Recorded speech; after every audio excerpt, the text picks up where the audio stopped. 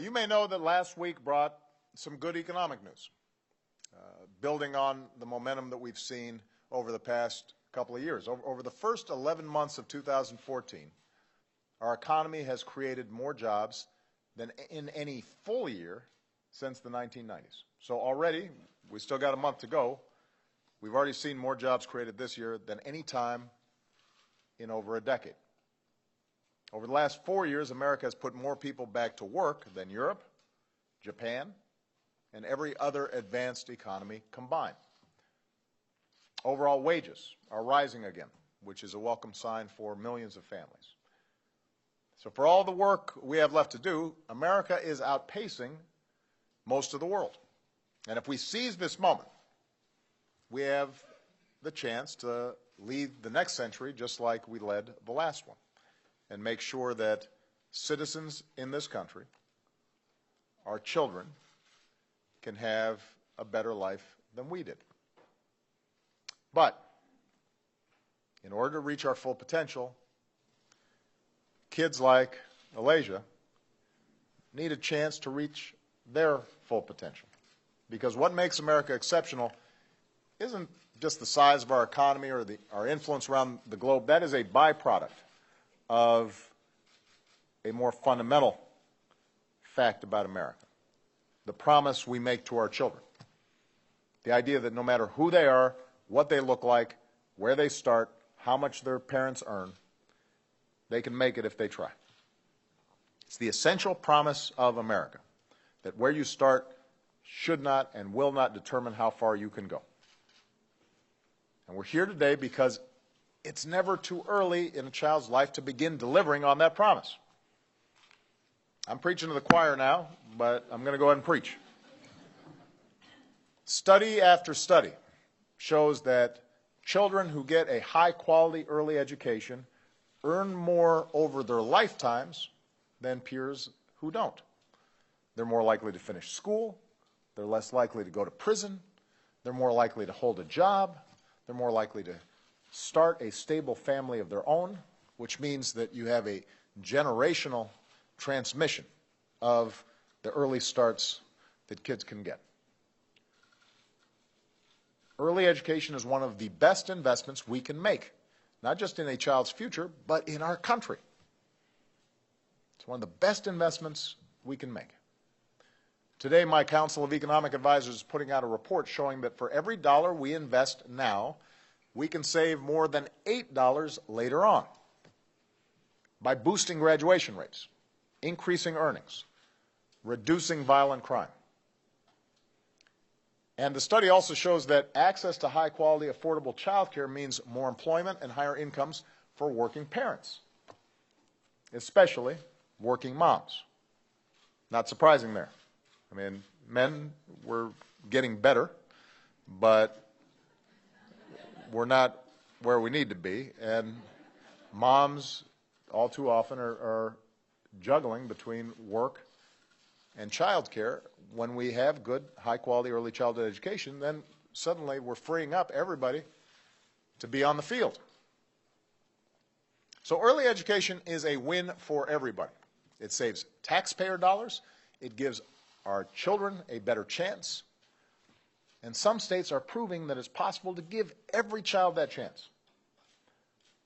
For 16 years, every child in Oklahoma has been guaranteed a preschool education.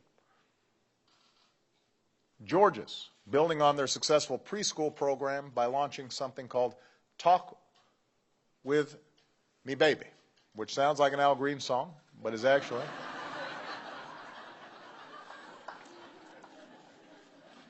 I'm not singing. I'm not.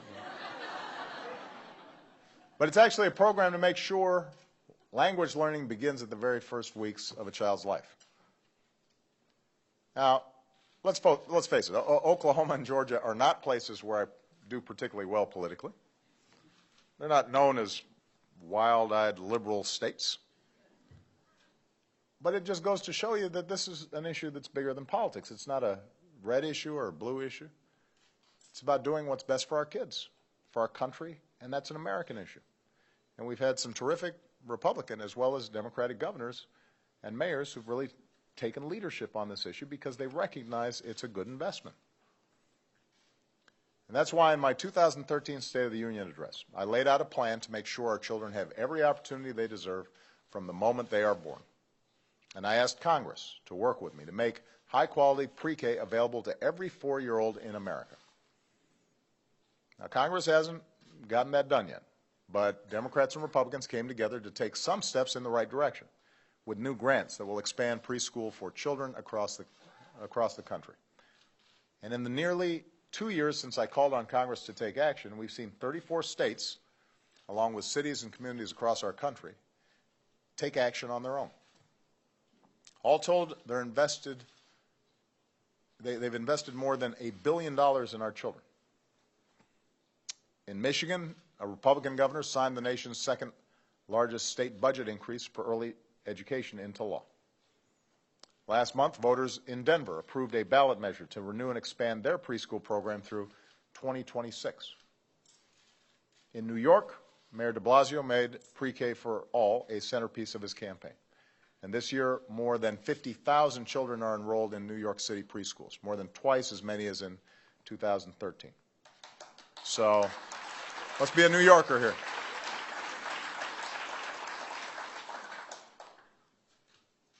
So we're making progress. But here's the thing. For all the progress we've made, for all the children who are on a better path, today fewer than 3 in 10 4-year-olds are enrolled in high-quality preschool. It's not that working parents don't want their kids to be in safe, high-quality learning environments every day. It's that they can't afford the costs of private preschool. And for poor children who need it most, the lack of access to a great preschool can affect their entire lives. We've got kids in this country who are every bit as talented as Malia and Sasha, but they're starting out the race a step behind. And they deserve better, and the whole country will do better if we fix that. So that's what this day is all about. I'm pleased to announce that my administration will award $750 million of new investment in our youngest Americans. Secretary Duncan is awarding $250 million in new preschool development grants to 18 states. We're giving tens of thousands more children the opportunity to go to high-quality preschool.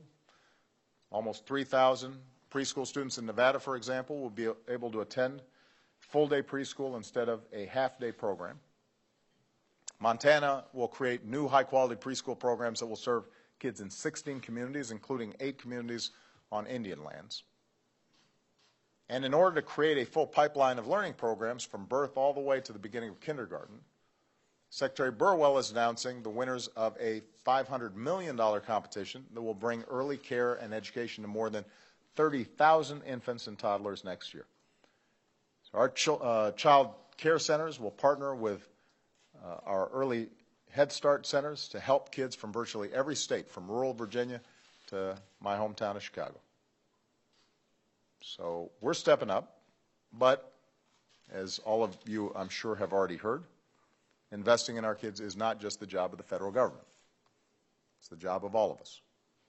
So in my State of the Union address this year, I promised to pull together a coalition of elected officials and business leaders and philanthropists who are willing to help more kids access the high-quality preschool that they need.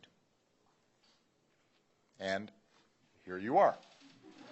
Today, we are delivering on that promise with a new campaign called Invest in Us. I want to highlight a few commitments that have been made by people in this room because I think it shows how much interest there is in this issue, how much evidence there is behind making the kinds of investments for our kids that we're talking about.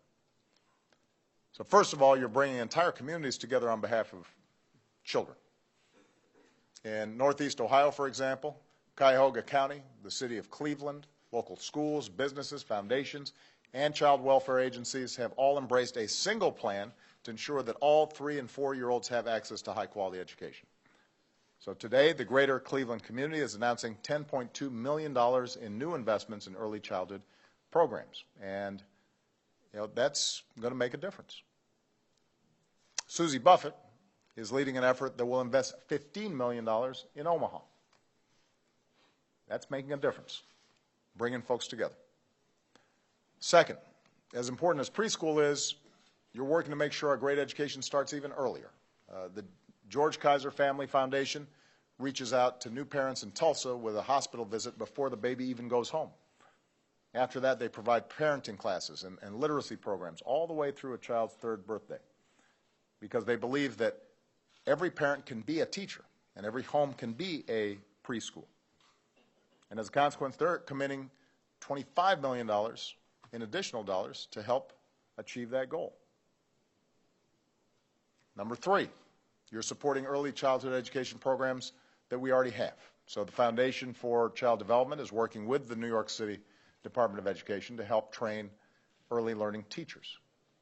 And Disney's giving away $55 million worth of books and apps for young learners. And judging by trick-or-treating here at the White House this year, if Disney wanted to throw in some of those princess costumes from Frozen, that will make a difference. I mean, there were a lot of else's. They just kept on coming, sort of nonstop.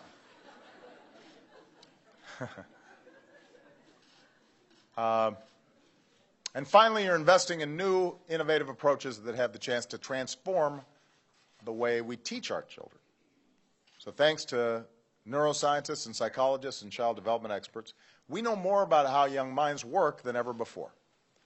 So we've got the Bezos Family Foundation announcing a $5 million commitment to turn these new insights into new tools for teachers and parents so that our children get the most out of the time and money that we invest in them. And JB and MK Pritzker, their family foundation, is committing $25 million to build on cutting-edge research to help our most vulnerable children succeed.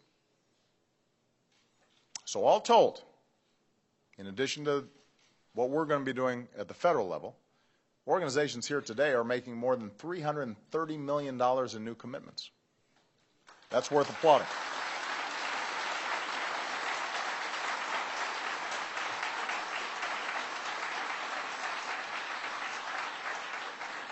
And that's pretty extraordinary. That's real money. Even in Washington, that's real money. But it's also just the beginning. So I'm calling on all Americans across our country to make their own commitments to our children. And I'm asking our members of Congress for their commitment as well. Outside Washington, giving our children a fair shot from the earliest age is a priority that crosses party lines. So I hope that the new Congress next year will work with me to make pre-K available for all of our kids. It will not just grow the economy for everybody, it will change young lives forever. Just ask Chuck Mills. Where's Chuck? Chuck's here. There's Chuck right there. Chuck was born in 1962. Youngest of 6 children, raised by a single mom. A lot of the kids in the neighborhoods where Chuck grew up did not finish school, and a lot of those young people ended up in prison. But in 1966, Chuck's mom saw a flyer at a church for a new program called Project Head Start. Chuck became part of just the 2nd class of Head Start students. And 2 years later, he had learned so much that he skipped kindergarten and went straight to 1st grade. And Chuck's been overachieving ever since. Graduated from the U.S. Naval Academy. Captain Mills piloted Marine One for 2 different presidents. That is something that you want the best people for. Today, Chuck is the founder and CEO of not 1, but 2 companies in Northern Virginia. My life, Chuck said, could be summed up in the words, wasn't supposed to. Wasn't supposed to. Well, that's not just Chuck's story, that's America's story. America's a nation that wasn't supposed to. Our entire story is improbable. All of us are here because this country gave someone in our family a chance to beat the odds. None of us were supposed to. Those of us lucky enough to share in this country's promise now have a responsibility to ensure that for all the young people coming behind us who aren't supposed to, that they have those same opportunities. there are a whole bunch of Chucks out there all across the country. We have to invest in them. We have to invest in our communities. We have to invest in us. And if we do that, we give every child the same chance that we got, then America will remain the greatest nation on earth. And I thank all of you for the extraordinary efforts you are making in fulfilling that promise. All right? Thank you. God bless you. God bless America.